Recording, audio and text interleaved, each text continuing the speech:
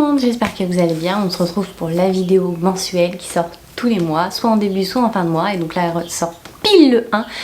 Même si du coup le 1 c'est férié et du coup nous ne pouvons pas aller en librairie. Mais bon, c'est pas grave. Il s'agit du coup de la sortie livresque du mois. Et on peut dire qu'on est gâtés. Il y a de belles sorties. En tout cas, les couvertures donnent extrêmement envie. Les posts sur Instagram ou TikTok qu'on peut voir nous donnent extrêmement envie. En vrai, franchement, il y a pas mal de belles sorties. Il y a des suites de manga ou BD que j'ai qui sortent aussi, donc je suis extrêmement contente de pouvoir continuer ces collections là.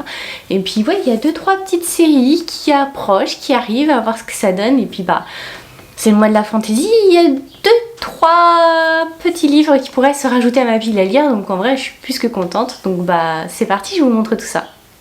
On commence du coup avec mercredi, on commence fort avec le 3 mai, du coup La fille de la déesse de la lune, le tome 1 de chez Stardust. Et du coup le dernier que j'ai lu, le livre de chez eux, c'est Une magie teintée de poison. La couverture était sublime, elle me donnait extrêmement envie. Et là c'est exactement le même cas avec celui-ci qui est juste, franchement elle est sublime, la couverture j'adore. Je vous lis le résumé. Il était une fois une jeune fille dont la mère, la déesse de la lune, était captive par le plus redoutable immortel du royaume. Xiangying a grandi sur la lune, elle connaît la solitude mieux que quiconque, mais ce qu'elle ignore, c'est que depuis sa naissance, on garde son existence secrète aux yeux du redoutable empereur céleste depuis qu'il a exilé sa mère pour lui avoir volé son élixir d'immortalité. Mais un jour, la magie de Xingyin refait surface. Pour ne pas être repérée, elle est contrainte de fuir sa maison, laissant sa mère derrière elle. Elle se fait la promesse de revenir la sauver dès qu'elle le pourra. Seule et impuissante, elle se dirige vers le royaume céleste, incognito. Elle saisit l'occasion de se former aux côtés du fils de l'empereur, notamment au tir à l'arc et à la magie. Elle et le jeune prince semblent attirés l'un vers l'autre par une force magnétique. Seulement la priorité de Xingyin est de sauver sa mère. Elle accepte donc de rejoindre l'armée et auprès du mystérieux capitaine Wenqi. Elle affronte les pires créatures légendaires et des ennemis machiavéliques à travers la terre et les cieux. L'empereur décide alors de l'envoyer dans une mission les plus risquées à l'encontre des dragons. Franchement, ça vend du rêve, honnêtement, et la couverture est sublime, donc ça ne peut être que bien. Le 3 mai, le même jour, nous avons Love on the Brain, du coup, et c'est du coup de l'auteur du coup de The Love Hypnotist qui était plutôt pas mal. Donc je vous lis le résumé. Oui, c'était un colosse taciturne, maussade et sombre, il était secret et introverti. Il avait un tempérament réservé, distant, je ne pouvais exiger de lui qu'il ne m'apprécie et il n'avait aucune attention. Toutefois, s'il pouvait être courtois, poli, même aimable avec tous les autres, il aurait pu faire un effort avec moi aussi. Mais non, à l'évidence, Lewis Warren me méprisait et face à une telle haine, eh bien je n'avais d'autre choix que de le haïr en retour. Comment une Jedi étrangeresse aux cheveux violets rétablissant l'équilibre dans un univers d'hommes. B. Königswasser, désolée si je ne dis pas ça correctement, vit selon une règle simple. Que ferait Marie Curie? Si la NASA lui proposait de diriger un projet de neuro-ingénierie, Marie accepterait sans hésitation. Ouais. Mais la mère de la physique moderne n'a jamais eu à co-diriger avec Lewis Ward, son ennemi juré de fac, séduisant et ténébreux, évidemment, qui s'est toujours tenu à des années-lumière de distance elle. Pourtant, peu après son arrivée à Houston, Brie jurait voir Levi s'adoucir pour devenir un allié, tout en la dévorant des yeux. Tous les neurones de Brie sont en ébullition lorsqu'elle doit vraiment passer à l'action et mettre son cœur en jeu. Seule une question compte, que ferait Brie Königswasser? Ça a l'air superbe. Et en plus, ils ont, la maison d'édition a sorti de très belles éditions pour ces deux sorties-là. Donc en vrai, je les ai vues passer sur Instagram, elles sont très belles. Donc en vrai, ça pourrait être plutôt pas mal pour mettre dans une belle bibliothèque, voyez. Le même jour, nous avons Redstone, le tome 1 du coup chez la maison Big Bang. Et c'est un livre un peu spécial du coup parce qu'en fait, c'est un gagnant de leur concours du coup Fantasy Young Adult. Et il a été du coup mariné par une auteure qui est belle plume, que j'apprécie régulièrement. Il s'agit de Margaret Rogerson. Normalement, c'est un signe de gage égalité. C'est comme si c'était Sarah J. Maas qui en avait choisi un. Donc en vrai, ça pourrait être plutôt pas mal. Je vous lis le résumé. Evie survit dans les bas-fonds de Grébor depuis qu'elle est orpheline. Lorsqu'elle a l'occasion d'embarquer sur le Redstone, le bateau d'un redoutable pirate connu pour sa dent de pierre rouge, elle saisit sa chance de partir et de se faire de nouveaux compagnons, dont le taciturne Kiam. Elle ignore alors que ce voyage va l'emmener bien au-delà des mers de son monde et à la rencontre de son propre passé. Comment échappera-t-elle au pouvoir de Juku, le pirate ennemi qui veut mettre la main sur une dangereuse carte et qui se cache réellement derrière les traits parfaits d'Ako, le charmant jeune homme aux yeux verrons qui semble lié aux démons qui les poursuit tous? en vrai, ça a l'air plutôt pas mal. Il nous vend du rêve, en tout cas il nous vend un peu une course-poursuite, il a l'air d'avoir de la magie, ce qui est bien. Pirate, complot, secret. Donc en vrai, normalement, tous les ingrédients sont réunis pour que ça marche, pour que ce soit un bon livre. Le même jour, franchement, dès mercredi, on est pas mal gâtés. Nous avons, et je suis trop contente, parce qu'il s'agit d'une suite d'un bouquin que j'avais lu par pure curiosité, parce que déjà, je ne savais pas qu'il y avait eu un bouquin, et puis quand je l'ai vu, je me suis dit, bah allez, pourquoi pas. Il s'agit du coup de Buffy The Next Generation, le tome 2, une seule élue au monde, qui a l'air, franchement, j'avais adoré, j'ai kiffé le tome 1, je l'ai lu en une traite, parce que c'était à ce moment-là, quand j'allais à Bordeaux, je prenais le train, et je l'ai lu dans le train, et en vrai, il est juste génial.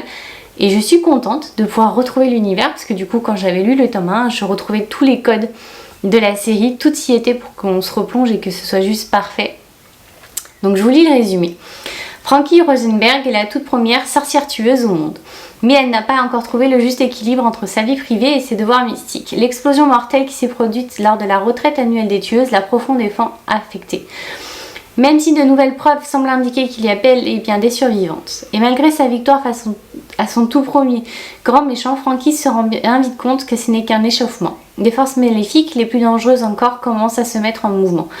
La bouche de l'enfer s'est réveillée et invite tous ses vieux amis. Des portails s'ouvrent entre Sunnydale et d'autres dimensions. Le Scooby Gang fait face à de nombreux démons, qu'ils soient réels ou métaphoriques ou terriblement canons. Et c'est dans ce tumulte qu'un oracle prédit l'arrivée d'un prochain ennemi, l'ombre. Serait-elle à l'origine de l'attaque contre les tueuses? Elle a été compliquée à sortir cette phrase.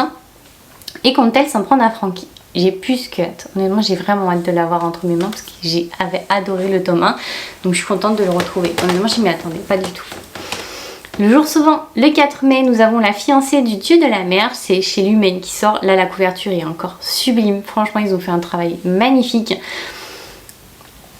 Je vous lis le résumé. Son sacrifice parviendra-t-il à sauver les siens? Cheongshim, une villageoise d'une beauté sans pareille, est destinée à devenir la 700e fiancée du dieu de la mer. Nombreux sont ceux à croire qu'elle est l'élue, la véritable promise dont parlent les légendes. Grâce à elle, la paix adviendra enfin dans tout le royaume, meurtri par près de 100 ans de tornades destructrices, inondations et de guerres. Mais Chong est amoureuse de Jun, et le soir du sacrifice, c'est Mina, la sœur du jeune homme, qui va prendre sa place au fond de l'océan. Emportée dans le royaume des esprits, une cité magique peuplée de déités, de démons et de créatures magiques, la jeune femme se met aussitôt à la recherche du dieu de la mer. Quelle n'est pas sa surprise de le trouver plongé dans un sommeil enchanté. Avec l'aide du mystérieux Shin et d'étonnants nouveaux compagnons, Mina se lance dans une quête effrénée pour réveiller la divinité et mettre un terme aux souffrances de son peuple. Elle n'a pas une minute à perdre, elle ne dispose que d'un mois avant de se transformer pour toujours en esprit, mais c'est sans compter ceux qui feraient tout pour empêcher le dieu de la mer de revenir à lui. Franchement, ça a l'air sublime et en plus, c'est une réinterprétation en fait d'un conte coréen.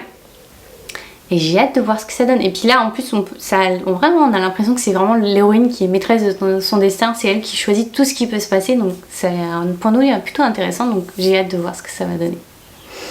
Le même jour, le 4 mai, nous avons Cœur de sorcière qui sort chez Sabran. La couverture est sublime. Franchement, je trouve magnifique. Elle fait très celtique. Et quand on lit le résumé, du coup, ça va parfaitement en adéquation avec l'univers qu'on semble lire dans le résumé, donc franchement ils vendent pas mal du rêve. Les hommes morts, les dieux meurent et elle survit.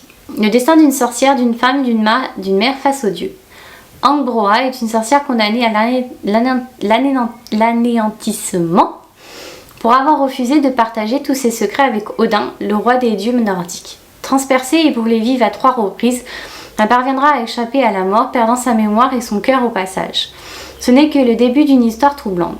Angamba tombe amoureuse de celui qui pourrait lui rendre son cœur, Loki, dieu ô combien célèbre pour la discorde qu'il sème sur son passage.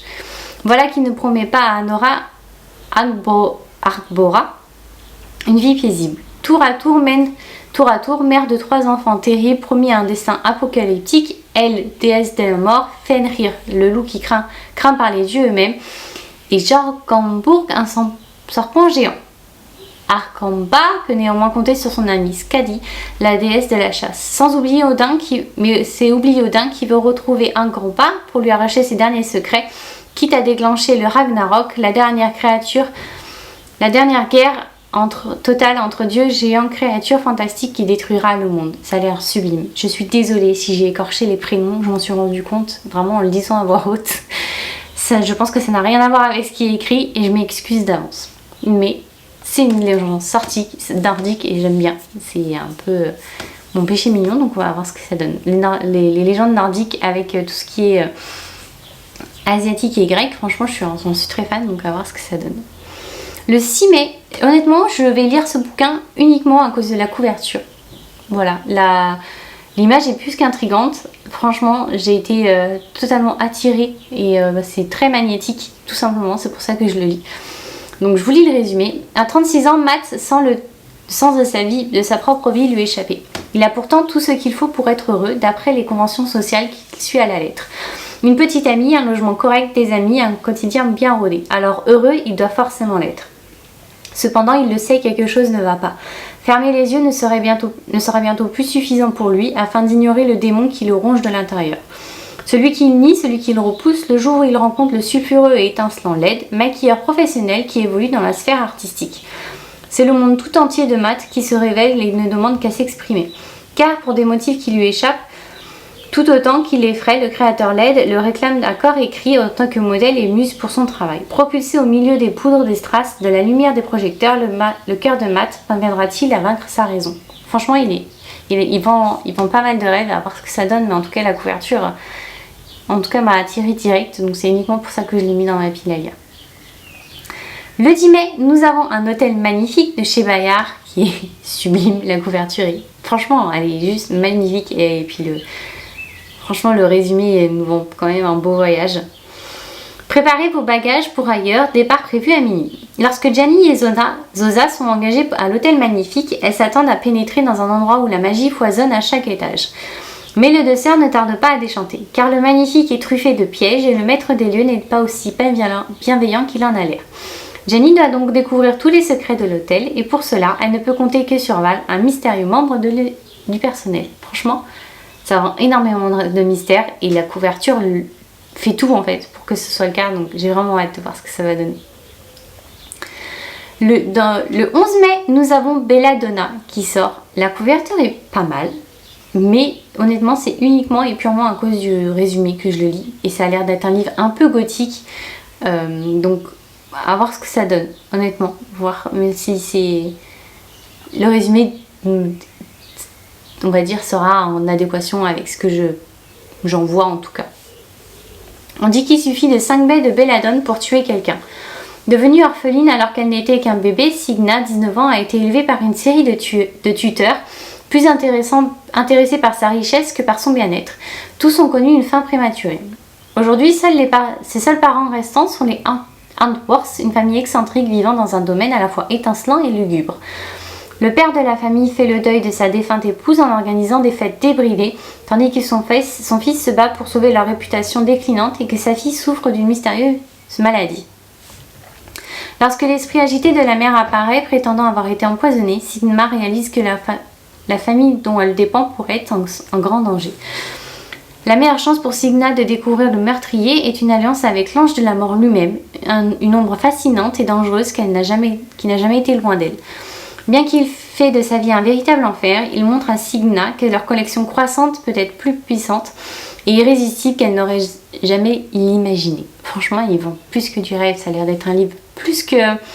Oui, on va dire un peu gothique, il y a des mystères, il va y avoir des secrets, de la trahison familiale, donc en vrai ça me vend énormément de rêves. Le même jour, le 11 mai, nous avons Royal Blood chez Pocket Jeunesse qui sort.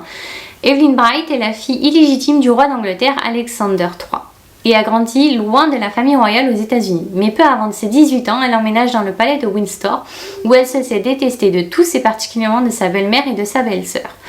Alors que contre toute attente, Alexander souhaite nouer des liens avec Evangeline et rattraper le temps perdu. La jeune fille se retrouve exposée aux yeux de tous par la presse qui découvre son existence et accusée de meurtre. Au cœur du scandale, sa vie privée jugée par tout un peuple, Evan se retrouve presque seule contre tous. Malgré l'appui du beau Kit suffira-t-il pour que la jeune femme ne perde pas pied? On va voir ce que ça donne, ça a l'air d'être un livre sur, du coup, sur une famille royale où bah forcément un secret, il y en a forcément toujours et du coup dévoilé, sauf que du coup bah tout prend d'immenses proportions puisque bah du coup c'est forcément relié par la presse ou autre, donc ça peut être assez intéressant. Le 15 mai, nous avons Ben-Hur, donc je le lis parce que ça a l'air d'être c'est une réécriture donc de La Belle et la Bête. La couverture est assez intrigante. Je vous lis le résumé. Alors, Ben-Hur, La Belle et la Bête, une sombre romance fantastique, raconte l'histoire de Raïm la Bête, un cruel mage métamorphe dont le destin est de mourir de la main d'une femme qu'il doit protéger à tout prix. Et de Lisanne, la princesse des larmes, qui n'a jamais quitté son château avant de devoir se retrouver à sa merci. Pour se libérer, elle doit apprendre la magie en devenant son élève, quitte à apprendre d'abord la douleur. C'est simple, concret, tout est dit, donc à voir ce que ça donne, tout simplement. Le 17 mai, et c'est là que du coup sort un manga et une BD dont je fais la collection, nous avons du coup Le Jardin des Fées, le tome 2, et les dessins sont extrêmement beaux, j'adore. Et nous avons le tome 4 de La Sorcière aux Champignons, je suis trop contente de retrouver ce petit manga tout doux, qui est juste... Ouais, je l'ai découvert pour un challenge de lecture et c'est un petit doudou, donc je suis contente. Le même jour, le 17, nous avons La Passeuse de mots, préquelle de la légende d'Éléobor. J'ai hâte de voir. Parce que c'est La Passeuse de mots, je me laisse transporter toujours par la plume des auteurs, qui est vraiment sublime, qui me touche vraiment au cœur, donc j'ai plus que hâte de la voir. De Héliante à Élébor, en passant par les dunes de Zolzar, l'heure est aux célébrations. À travers tout le royaume de Hélios, des bougies étincellent derrière chaque fenêtre en hommage à Sidan. Créature esselée, née du frima et des épines glacées du rejet, sa venue réchauffe les êtres solitaires, illumine les foyers et rassemble les âmes. Écoutez sa légende, forgée bien avant les mots, avant que tout commence, et accueillez sa flamme, porteuse d'espoir et de magie, celle qui brûle dans les cœurs inconnus liés par un même destin. Franchement, ça vend du rêve, non? Franchement, c'est... tous leurs mots, franchement, on a l'impression que tout est étudié et en même temps, on a l'impression qu'ils ont une magie des mots juste impressionnante puisqu'ils arrivent à les placer là où il faut, comme il faut pour que ça... Vous voyez, pour que ça fasse boum boum boum boum. C'est juste trop bien. Le 25 mai, nous avons Chevaleresque qui sort. La couverture est sublime et plus que, on va dire, elle saute aux yeux et elle envoie une immense force. Et puis quand on dit le résumé, bah c'est juste parfait parce que du coup, bah, on va dire tout est dit en fait dans la couverture. Cette jeune femme part en guerre. Après avoir été libérée d'un mal qui le hantait, le village de Shinzo se retrouve peu à peu sous le joug de son sauveur. Prétextant la chasse aux hérétiques, Ravière de Guinora et sa bande terrorise les habitants de Shinzo alors que l'hiver promet d'être rude. Il exige de lourds tributs de la part des paysans et n'hésite pas à en réduire certains en esclavage. C'en est trop pour Lina, la fille du forgeron. Armée d'un courage et d'une détermination, la jeune femme décide de partir à la quête des guerrières assez courageux pour tenir à la tête à Girona. Elles seront sept héroïnes aussi différentes qu'attachantes, unies dans leur lutte pour sauver tout ce qu'elles ont toujours connu. Honnêtement, ça a l'air trop bien. Franchement, puis c'est des femmes qui prennent leur destin en main. Donc on va voir ce que ça va donner. Et le 25 mai, nous avons Kill Dead de Marissa Meyer, du coup, chez De Saxus. Maudite bien avant sa naissance par le dieu du mensonge, la fille d'un pauvre meunier a développé un talent pour raconter des histoires fantastiques, envoûtantes et totalement fausses. C'est du moins ce que tout le monde croit. Lorsque l'un des contes farfelus de Serilda attire l'attention du sinistre roi Dawn et de ses chasseurs de rois morts-vivants, elle se retrouve emportée dans un monde sinistre rempli de ghouls et de fantômes où des corbeaux sans yeux traquent chacun de ses mouvements. Le roi ordonne à Serilda d'accomplir la tâche impossible de filer de la paille en or avant le lever du soleil où elle sera tuée pour avoir rencontré des mensonges. Désespérée, Serilda appelle involontairement un jeune homme à son aide. Il accepte de l'aider, mais tout a un prix et l'amour n'est pas censé faire partie du marché. Et si Rumpelstiltskin n'était pas le méchant de l'histoire? Franchement, ça vend plus que du rêve. La couverture est assez intéressante, à voir ce que ça donne. Mais je pense qu'il y a une couronne et du coup la cage, parce que du coup elle va se retrouver enfermée. Donc à voir ce que ça donne, ça pourrait être plutôt intéressant. Et voilà, je vous ai montré tous les bouquins que j'attends avec impatience. J'espère qu'il y en a que je vous ai montré que vous attendez avec autant d'impatience que moi. Et n'hésitez pas à me dire si vous, il y en a d'autres au contraire que vous êtes plus qu'impatiente d'avoir entre les mains. Mais ouais, on va dire que ce mois de mai, on est quand même plus ou moins gâtés. On a 2-3 sorties qui ont l'air quand même plus qu'intéressantes, donc à voir ce que ça donne. Et du coup, moi je vous dis du coup à lundi prochain pour une prochaine vidéo. Puis je vous souhaite à tous et tous une très bonne semaine. Bye bye.